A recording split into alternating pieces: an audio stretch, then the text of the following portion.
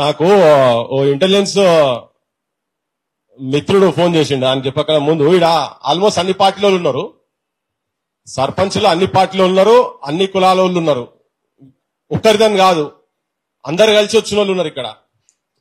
అయితే మా ఇంటెలిజెన్స్ మిత్రుడు ఆయన ఫోన్ చేసిండు. నిన్న రాత్రి అది ఎట్లా తెలిసిందో తెలియదు, మేము అనుకున్నది మొన్ననే అనుకున్నాము. అప్పటికే తెలిసి ఫోన్ చేసి, సార్ మీకేం ఎట్లా కనెక్షన్ సార్, మీతో ఎట్లా వస్తున్నారు, సర్పంచ్ల మీటింగ్ అట కదా, వాళ్ళ అధ్యక్షులు వీళ్ళు మీకేం సంబంధం అని అంటే, అవును భయ్ నాకు సంబంధం ఉన్నది, నేను కూడా సర్పంచ్ కులానికి సంబంధించిన ఉన్నాయి నేను కూడా అని. అరే గదెట్లా సార్ అని. గదెట్లా అంటే, మా నాయన కూడా సర్పంచ్ ఉండే, మా ఊరికి మొట్టమొదటి సర్పంచ్ ఉండే మా నాన్న రాసిండు, పట్టణాలకు పల్లె పోటీగా నిలవాలి, పట్టణాలకు పల్లె పోటీగా నిలవాలి, అభివృద్ధిలో ముందు అడుగులే వేయాలి, సౌఖ్యాలికే ఇల్లురా పల్లెోడ స్వర్గమై విలసిల్లురా, పంచాయత్ వచ్చిందిరా పల్లెోడ పల్లెకే విలువ వచ్చేరా, పంచాయత్ వచ్చిందిరా పల్లెోడ నీ పల్లెకే విలువ వచ్చేరా అని. సో నేను ఆ గ్రామ పంచాయతీలకి వెళ్ళి, మా నాన్న సర్పంచ్ కాబట్టి నాకు కూడా మాట్లాడే అధికారం వీళ్ళ తరఫున నేను ఉండేటువంటి అధికారం నాకు కూడా వచ్చిందని నేను అనుకున్నా అని చెప్పిన, ఇంటెలిజెన్స్ అని చెప్పిన. చెప్తే ఇక సార్ మీతో ఎవరు మాట్లాడతారు, మేమేం మాట్లాడలేమన్నారు. సరే అయితే ఇక నువ్వు వచ్చి ఆడ కూర్చొని ఎవరు ఉంటే రాసుకొని పో అని చెప్పిన. ఇప్పుడు రవీందర్ అన్న కావచ్చు, ఇట్లా వీళ్ళు మాట్లాడుతున్న అందరిట్లలో బహుశా మీకు అంటే లోపట ఒక ఆవేదన వాళ్ళ గుండెలకెళ్ళి తన్నుకుంటూ వస్తుంది. ఒకరిద్దరి కళ్ళల్లో ఇట్లా చిన్న చెమ్మగిలినట్టు కన్నీరు ఇట్లా వచ్చి ఆరినట్టు కనబడ్డది. అందరి లోపట అసలంశం మాట్లాడితే మేము ఏడుస్తామో అని చెప్పి ఏవేవో మాట్లాడుతున్నారు వాళ్ళు పాపం. రవీందర్ అన్న ట్యాంక్ ఎక్కిండి కింద దునుకుతా అని ఆయన చూస్తున్నా, ఎక్కడికి పోయినా గానీ నేను అనుకుంటే ఒక 10-15 సార్లు నేను ఆయన చూసిన. నేను కలెక్టర్ల చుట్టూ తిరిగి, ఆఫీసర్ల చుట్టూ తిరిగి ఏం చేయాలి మేడం, ఇంకెక్కడికి పోవాలి అని చెప్పిన. హైదరాబాద్కి వచ్చారు వీళ్ళు, ప్రగతి భవన్ కాడికి వచ్చి ఆ ప్రజాభవన్ అని పెట్టారు కదా, దాంట్లోకి వచ్చి వీళ్ళంతా రిప్రజెంటేషన్ ఇస్తందుకు పోతే ప్రొటెస్ట్ చేస్తందుకు అని చెప్పి ప్రొటెస్ట్ అని చెప్పి అంగిలిప్పి పోతే గొడ్లను కొట్టినట్టు అందులో వేసి అడ్డలో ఒకటి అధ్యక్షునికి ఇక్కడ ఇగో ఇంత పెద్ద కాటు పడ్డది, ఇట్లా గీకిరి మొత్తం ఇట్లా పెట్టి ఒకరొకరిని పశువులను వేసినట్టు ఇట్లా వేసి వీళ్ళు చెప్తున్నారు కదా, మాది గతంది పైశాచిక ప్రభుత్వము, అరాచక ప్రభుత్వము, దొరలు భూస్వాముల ప్రభుత్వము, మాది ప్రజా ప్రభుత్వం అన్నారు కదా. గ్రామ ప్రథమ పౌరులు వాళ్ళు ఇక్కడికి వచ్చి వాళ్ళ గోసలు చెప్పుకుంటానికి ఇక్కడికి వస్తే వాళ్ళని పిలిచి మాట్లాడి మీతో ఏమైతుంది ఏం కాదో చెప్పాల్సింది పోయి వాళ్ళని కొట్టుడు. ఆ పోలీస్ స్టేషన్ పోయిన, ఆ రోజు పోలీస్ స్టేషన్ కూడా పోయిన, వీళ్ళందరూ ఆ పోలీస్ స్టేషన్ లా ఉండే. హరిగోస పడుతున్నదో తెలంగాణ ఆగమైపోతున్నదో, హరిగోస పడుతున్నదో తెలంగాణ ఆగమైపోతున్నదో, అప్పుల మునిగున్నదో తెలంగాణ తిప్పల పడుతున్నదో. అంటే వీళ్ళని చూస్తే నాకు ఇంకా తిప్పలు అట్లే గ్రామాలలో ఏం పెద్ద మారలే, వీళ్ళు ఇంకా తిప్పలు పడుకొని ఇక్కడ దానికి వచ్చారు. నిజంగా కూడా వాస్తవంగా ప్రజలలో ఏమున్నదంటే సర్పంచ్లు అనగానే వీళ్ళకి ఏమున్నది రాబాయ్, ఆ బిల్లు ఈ బిల్లు అని లోపటేస్తారు, పిక్తారు అది అని చెప్పని అంటుంటారు. కానీ అది ఎక్కడన్నా అరకొర ఎక్కడో జరుగుతుండొచ్చు, అట్లా జరుగుతాయి. కానీ మెజారిటీ సర్పంచ్లు వాళ్ళు ఎవరిని పట్టుకున్నా గానీ దుఃఖ సాగరం ఉన్నారు. నేను ఒక ఉదాహరణ చెప్తా వాళ్ళ పరిస్థితి ఎట్లా ఉన్నదని. మా దగ్గర పర్కాల్లో ఒక సర్పంచ్ ఇట్లా ఎన్నికల్లో నిలబడ్డాడు, బిల్లులు రాక ఆగమయ్యి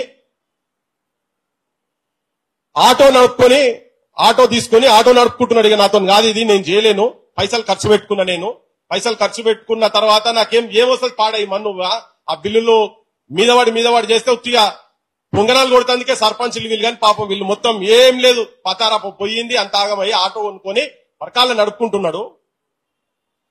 ఫైనాన్సర్, హైదరాబాద్ ఫైనాన్సర్, వాడు ఇక కిస్తీలు కట్టలేదు చెప్పి వీళ్ళ గోసం కూడా చెప్పలేదు. ఏంటంటే మధ్యలో కరోనాలా వీళ్ళు ఇబ్బందులు కూడా బాగా ఇబ్బందులు పడ్డారు. వీళ్ళు ఏంటంటే లట్టు లేని పోలీసు వాళ్ళ లెక్క, వీళ్ళకి ఏం అధికారం లేకుండా వీళ్ళు ఉన్నంతసేపు కూడా వీళ్ళు ఉట్టిదే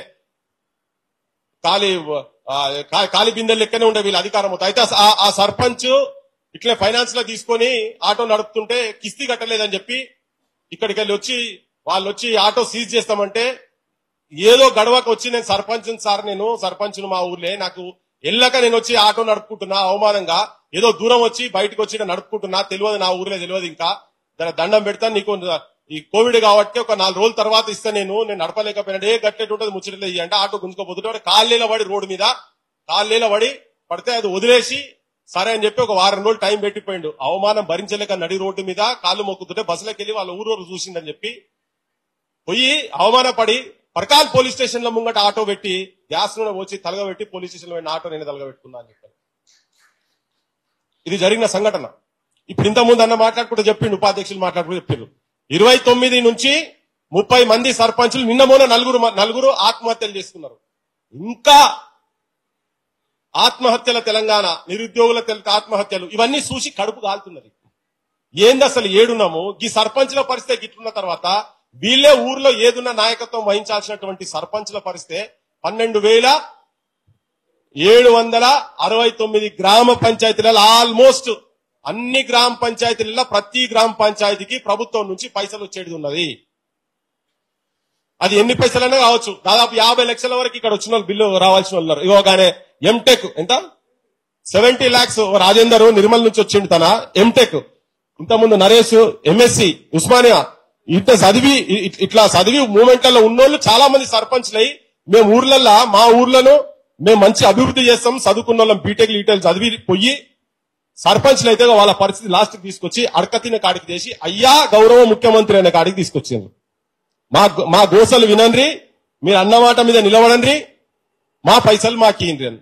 ఇప్పుడు ఈ ముఖ్యమంత్రి మీదనే డైరెక్ట్ ఎందుకు అడగాల్సి వస్తున్నదంటే ఇప్పుడు వీళ్ళు కూడా పాపం పోయి రిప్రజెంటేషన్లు ఇచ్చి మా యాదనకైతే ఎట్లా బేజారు వస్తలేదో నాకు అర్థమైతే కానీ పాపం ఏమంటారు కదా మొక్కని దేవుడు లేదు తొక్కని గడపలేదు అన్నట్టుగా ఇలా అందరు నేర్చుకుంటుండి పోయి రిప్రజెంటేషన్లు ఇస్తున్నారు. వాళ్ళు పోయి చెత్తపుట్టలు వేసేస్తున్నారు, ఎవరికి పట్టి లేదు.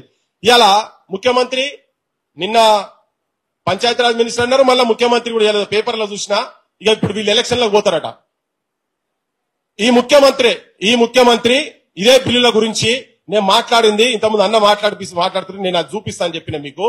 ఈయన మాటలు జస్ట్ ఇంత ముందు కూడా నేను ప్లే చేసినా కానీ మళ్ళీ ఒక్కసారి నేను మీరు వినాలి ఎందుకు మేము తన గురించి మాట్లాడుతున్నాం అనే దాని మీద. ఒక్క నిమిషము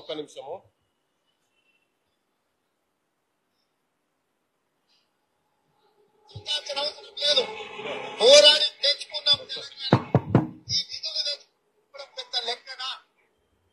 సర్పంచులు ఎవరు ఆందోళన చెందాల్సిన అవసరం లేదు. పోరాడి తెచ్చుకున్నాం తెలంగాణ. ఈ నిధులు తెచ్చుకోవడం పెద్ద లెక్కన. ఎక్కడికక్కడ సర్పంచులకు నేను విజ్ఞప్తి చేస్తున్నా, మీరు పాలక పక్షమా ప్రతిపక్షమా ఏ పక్షమో మేము పట్టించుకోదలుచుకోలే. మీరు కష్టాలలో ఉన్నారు, మీరు అప్పులు చేసి గ్రామాలను అభివృద్ధి చేశారు. వేలాది కోట్ల రూపాయల నిధులు మీ బిల్లులు రావాలి. మీకు కాంగ్రెస్ పార్టీ అండగా నిలబడుతుంది. రోడ్ల మీదకి రాండి, మంత్రులను నిలదీయండి. ఇంకా 3-4 నెలలు అయితే ఎలక్షన్లకు వెళ్ళిపోతుంది. ఇవన్నీ ఈ ప్రభుత్వం ఎన్నికల క్షేత్రాలకు వెళ్ళిన తర్వాత అనా పైసా కూడా మీకు రాదు. ఇవాళ మీరు అప్పులు కట్టడానికి, ఇవాళ తాలి పుస్తకాలు అమ్మడానికి ఉండొచ్చు, రేపు మిత్తి కట్టడానికి కూడా అవి మీ దగ్గర ఉండవు. బిచ్చం ఎత్తుకున్నా ఇచ్చేవాడు దొరకడు. అందుకే ఇవాళ మంత్రులను చొక్కా బట్టి నిలదీయండి, ఎక్కడికక్కడ మంత్రులను అడ్డుకోండి అని చెప్పి సర్పంచ్లకు నేను విజ్ఞప్తి చేస్తున్నా. విన్నారు కదా, ఎన్నికలు అయితే మీ పైసలు ఇచ్చినోడు ఎవడు ఉండడు.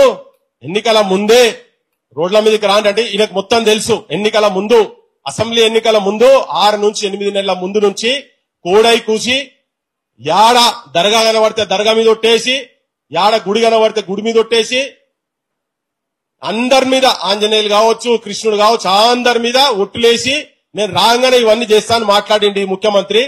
మాట్లాడుకుంటే ఆయన ఏం చెప్తా, ఆయన ఏమంటాడు, మీరు ఇప్పటికే పుస్తలు అమ్ముకుంటున్నారు, మీరు ఇబ్బంది పడుతున్నారు, మీ కిస్తీలు కట్టేందుకు కూడా రేపు మీరు బిచ్చగాల లెక్క తిరిగినా కానీ మీకు పైసలు దొరకాయి. నేను రాగానే మీరు ఏ పార్టీ అయినా పర్వాలేదు, మీరు ఈ పార్టీ ఆ పార్టీ ప్రతిపక్షమా అధికార పక్షమా అని నేను మాట్లాడతలేను, పార్టీలకు అతీతంగా మీ బిల్లులు చెల్లిస్తా అని ఈ ముఖ్యమంత్రి గౌరవనీయులు రేవంత్ రెడ్డి గారు అన్నటైనే మాట్లాడి ఇంకొక పెద్ద మాట మాట్లాడి ఈ పోటుగాడు ఏం చెప్తాడంటే కొట్లాడి తెచ్చుకున్నాం తెలంగాణ అని. ఈయన కూడా కొట్లాడిండి, ఆయన సోయిలేని మోగ అయినట్టే వచ్చి కొట్లాడినట్టు ఈయన కొట్లాడి తెలంగాణ వచ్చింది. ఈయన మొత్తం చంద్రబాబు ఇంటి చుట్టూ ఆడ చెప్పులు మోసుకుంటా బూట్లు మోసుకుంటా తిరిగిన బాపతోడినే ఈయన కొట్లాడితే ఆయనకైనా మళ్ళా ప్రొజెక్షన్. సరే అది పక్కకు పడేస్తే ఈయన ఏమంటాడు, మంత్రులను అడ్డుకోని అంటాడు. అయ్యా ఏ మంత్రులను అడ్డుకోవాలి? ఇప్పుడు మీరే ప్రభుత్వంలో ఉన్నారు కదా, రేవంత్ రెడ్డి గారు చొక్కాలు పట్టుకొని, అది ఆంధ్రలో మరి తిరిగి వాటికే చొక్కా అంటారు, మన దగ్గర గల్లా పట్టుకోవాలి అంటారు. చలో మేము రెడీ ఉన్నాం గల్లా పడుతుంది. ముఖ్యమంత్రి పృథ్వీరాజ్ రెడీ ఉన్నాడు, సర్పంచ్ రెడీ ఉన్నాడు. యాడికి రావాలి చెప్పు, నీకు గల్లా బట్టి అడుగుతాం బిడ్డ, నీకు గల్లా బట్టి అడుగుతాం. నువ్వు మనిషివా పశువా? చచ్చిపోతున్నారా నాయన అంటే కూడా పట్టించుకోవు. నువ్వే మనిషివా? పచ్చి అబద్ధాలు, ఏది మాట్లాడితే అబద్ధాలు మాట్లాడితే తీసుకుపోయి ఇళ్ల ముంగట పోలీసు వాళ్ళని తీసుకొచ్చి పెడుతున్నాడు. రేపు పొద్దుగాల ఇప్పుడు వీళ్ళు చెప్తున్నారు, వీళ్ళు అంటున్నారు కదా 2 రోజులు 3 రోజులకైనా నీకు టైం ఇచ్చేది లేదు బాబు, చూద్దాం ఇది కూడా చూద్దాం. నువ్వు అనుకుంటున్నావో గివిలో 15-20 మంది ఇడికి వస్తే ఏం బిక్తారు వీళ్ళంతా అనుకుంటున్నావో. జనం లోపలికి ప్రతి మాట రికార్డ్ అవుతున్నది. నీ ప్రభుత్వం మీద వ్యతిరేకత వచ్చేటందుకు ఇదే ప్రెస్ క్లబ్ ఇక్కడ కూర్చొని మాట్లాడుతున్న ప్రతి ఒక్క మాటతోటి చాలా మంది ఇక్కడికి వచ్చి మాట్లాడుతున్నారు. వాళ్ళందరి మాటలతో ప్రభావం పడుతున్నది కింద. నీకు సోయి ఉంటే, నీకు బుద్ధి ఉంటే, జ్ఞానం ఉంటే, నీకు తెలివి ఉంటే, మేము అంటున్నాం కదా నీ దగ్గర పైసలు లేవంటున్నావు కదా, మిస్ వరల్డ్ కు పైసలు ఎక్కడికెళ్ళి వచ్చినాయి, నీ పొంగులేటి శ్రీనివాసరెడ్డికి బిల్లులు ఎక్కడికెళ్ళి వచ్చినాయి, నీ మేఘా కృష్ణారెడ్డికి బిల్లులు ఎట్లా ఇస్తున్నావు నువ్వు, మీరు పెద్ద పెద్ద అమెరికాలు బయట దేశాలకు పోతున్నారు కదా, నువ్వు నీ ఆఫీసర్లు మొత్తం ఈ బిల్లులు ఎక్కడికెళ్ళి వస్తున్నాయి, పెద్ద పెద్ద హోర్డింగ్లు రోడ్ల మీద పెడుతున్నావు కదా, కాళేశ్వరం పెద్ద ప్రపంచ స్థాయి గర్వపడేటువంటి ప్రాజెక్ట్ అని చెప్పి హోర్డింగ్లు పెట్టుకుంటా తిరిగిండని చెప్పి గత ప్రభుత్వం మీద మన్ను పోసినావు కదా, మరి నువ్వు కూడా పెట్టుకుంటున్నావు. ఇప్పుడు ఆ హోర్డింగ్ లో పైసలు ఇస్తే చాలే ఆయన ఇగో వీళ్ళందరికీ పైసలు ఇచ్చేవచ్చు. నువ్వు ఉట్టిగా నీ హోర్డింగ్లు పెట్టి గవర్నమెంట్ కు 1000 కోట్లు వచ్చే హోర్డింగ్లను ఆయన పక్కకున్నటువంటి తాబేదారులు ఇద్దరు అమెరికా మన లండన్ పోయి మొన్న ఒక చెల్లె చెప్పింది కదా, ఆడ పోయి ఇక్కడ ఏం చేసిరు వీళ్ళు తతంగం అని, మిస్ వరల్డ్ కాంపిటీషన్ లోకి వచ్చిన ఆమె చెప్పింది కదా, అక్కడ పోయి మ్యాగీ ఏం గోకిండ్రో ఇల్లు అని చెప్పింది కదా.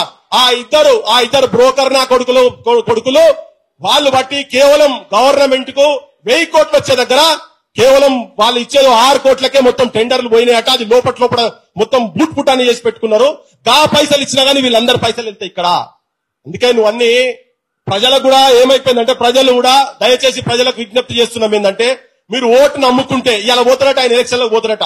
నేను ఆవేశం ఉట్టిగా వచ్చింది కాదు నేను మాట్లాడేది, వాళ్ళ చూసి వాళ్ళ ఇళ్ల కాడ మా నరేష్ రాత్రి చెప్తున్నా అన్న రాత్రి రేసుగా పిక్తారు ఇప్పుడు ఇది పెడితే అని చెప్పని సీక్రెట్ గానే పెడదాం ఇదంతా అని. చాలా మంది వచ్చేటోళ్ళు ఉండే భయపడి ఇంకా ముందు అటు ఇటు అయినరు. కానీ కార్యాచరణ 2-3 రోజుల లోపల నేను వీళ్ళందరి తరఫుకెళ్ళి చెప్తున్నా, నేను క్లియర్ గా దేనికంటే నేను చెప్పిన మేం తెలంగాణ మూవ్మెంట్ లా తిరిగే క్రమంలో నెలల కొద్ది ఇళ్లకు పోలేదు, మీరు కూడా ఇళ్లకు పోకుంటా కనుక ఒక 15-20 రోజులు కొట్లాడని గవర్నమెంట్ ఎక్స్పోజ్ చేద్దాం. మీరు మీ పార్టీలు మీ నాయకులను మీ నాయకత్వాన్ని పక్కకు పెట్టుండ్రి. మీరు మీ కుటుంబాలు మీ భార్య పిల్లలు చక్కగా ఉండాలంటే మాత్రం మీరు ఇది ఖచ్చితంగా ఆయనే చెప్పిండు ముఖ్యమంత్రి ఎలక్షన్ దాటిన తర్వాత ఓడియడని. ఈ ఎలక్షన్ దాటితే నువ్వు ఊడియో బిడ్డ, ఎందుకంటే నువ్వు 18 నెలలు తాత్సారం చేసినావు కదా. 18 నెలల నుంచి ఎవరో మా కమిటీలో పోయాట అడిగిరట ముఖ్యమంత్రిని. పోయి అడిగితే మీరంతా అవినీతి చేసిరని. అరే మనిషి నువ్వేమో నాకు అర్థం కాదు, ఏం కమిటీ వేసినావు, ఎంతమంది మీద కమిటీలు వేసి ఏ ఊర్లలో అవినీతి జరిగిందో చెప్పు. అవినీతి జరిగి బొచ్చనీడ పడి ఉంటే వాళ్ళని అరెస్ట్ చేసే దమ్ము లేదు నీ దగ్గర ముఖ్యమంత్రి, నువ్వే ముఖ్యమంత్రి. అందుకే ముఖ్యమంత్రి నువ్వు చెప్పినటువంటి మాటలకే ప్రభావితమయ్యి నువ్వే మంత్రుల గల్లాలు పట్టుకో అని చెప్పినావు. ముఖ్యమంత్రి గల్లా పడుతందుకు రెడీ ఉన్నాం, మంత్రుల గల్లాలు పడుతందుకు రెడీ ఉన్నాం. జర పోలీసులను పక్కకు పెట్టు, ఈడికెళ్ళే వస్తాం నీ ఇంటికి, జర పక్కకు పెట్టి రాను.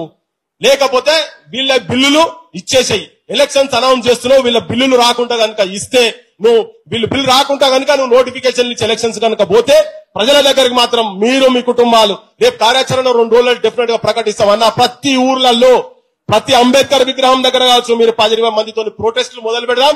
ఇక్కడ కూడా ధర్నా చౌక్ లో మరి నీకు అంత ఉన్నది కదా, నువ్వే చెప్పిన ప్రజాప్రభుత్వం అని. రేపు మా అధ్యక్షుల వారు వీళ్ళందరూ వస్తారు పర్మిషన్ గురించి అని. ధర్నా చౌక్ దగ్గర ఇయ్యింది మీరు పర్మిషన్.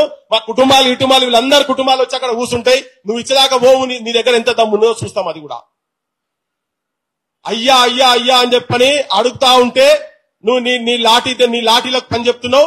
రేపు ఇంకా తూటాలకు కూడా పని చెప్తావు కావచ్చు నువ్వు. కానీ హోష్కురా ముఖ్యమంత్రి, ఇప్పటికైనా హోష్కురా. రాజకీయంగా ఆలోచించినా గానీ నువ్వు సర్పంచ్లతో పెట్టుకుంటే, మొన్న పంచాయత్ సెక్రటరీలకు కూడా అదే ఇబ్బంది పెడితే మాట్లాడితే దాన్ని పక్కకు పెట్టి మోకాలు పెట్టేదాన్ని దాన్ని తీసి పక్కకు పెట్టినట్ట. ప్రస్తుతానికి ఇంకా తెలియదు దాని సంగతి, అది వేరే అంశం. కానీ నేను సర్పంచ్ల కాడికి వచ్చిన వాళ్ళకు కూడా వాళ్ళ జీతాలకి వెళ్ళి పైసలు పెట్టుకుంటా ఉన్నారు. ఇవి సర్పంచులు వీళ్ళు రేపు ఎన్నికలకు మీరు వీళ్ళ బిల్లులు కనుక చెల్లించకుండా కనుక వచ్చేది ఉంటే వీళ్ళ నుంచి తిరుగుబాటు రావాల్సిందే వస్తుందని చెప్పని ఈ ప్రభుత్వానికి చెప్తున్నా. మీరు దున్నపోతు మీద వాన పడ్డట్టు నాటకాలు వేయకుండ్రి. మీకు ఈ సమస్యలు అన్ని తెలుసు, మీకు ఏం జరగబోతుందో కూడా తెలుసు. కాకపోతే వీళ్ళ దగ్గర చైతన్యం లేదనుకుంటారు కదా, ఆ చైతన్యము ఎన్ని రోజులు ఉంటుందో అన్ని రోజుల లోపల తీసుకొచ్చి దీన్ని ఓట్ల రూపంగా మలిసి మీ పార్టీకి నీ నాయకత్వానికి ఒక మచ్చ తీసుకురాకపోతే చూడు. లేకపోతే నువ్వు వీళ్ళ బిల్లులు మాత్రం నువ్వు వెంటనే శాంక్షన్ చేసి మీ కోట్ల అన్ని కోట్ల కాదు 600-700 కోట్లే అంటారు మొత్తం కలిపి. అది 1000 కోట్లైనా పర్వాలేదు. టాప్ ప్రియారిటీగా తీసుకొని నువ్వు ఇవి ఫస్ట్ వీళ్ళకందరికీ ఇయ్యాల్సిన అవసరం ఉన్నది నువ్వు చెప్పిన మాట మీదనే. ఆడి తప్పిన మాట ఏమంటారు? ఆడి తప్పిన మాట అటు కాదు ఇటు కాదట అంటే ఏమంటారు? అలా ఆడి తప్పిన మాట అటు కాదు ఇటు కాదంటే ఏమంటారు? ఏంటిది ఆడి తప్పిన మాట ఏంటిది? అరే గట్టిగా నువ్వు ఊర్లో అన్నారు మన సామెతలు ఆయన కూడా బొచ్చటి చెప్తారు కదా. అక్కడికి తయారు కాక ముఖ్యమంత్రి మాట మాట్లాడినావు, మాట ఇచ్చినావు, మాట తప్పకు. నేను అనదలుచుకోలే ఆ మాట, కానీ జనం లోపల రేపు పొద్దుగాల ఇంట్లో అనే అవకాశం ఉంది కాబట్టి ఇది కరెక్షన్ చేసుకోవాల్సిన అవసరం ఉన్నది. 2 రోజులల్లా మేము మళ్ళా కూర్చుంటాం, అందరము కూర్చొని ఇంకా మేమే కాదు చాలా బయట ఉన్నటువంటి సంఘాలను కూడా ఇన్వాల్వ్ చేసి ఇది ఒక ప్రజా ఉద్యమంగా తీసుకుపోయేటువంటి పరిస్థితి తీసుకురాకండి అని చెప్పి మీకు విజ్ఞప్తి చేస్తూ ముగిస్తున్నాం. Thank you so much.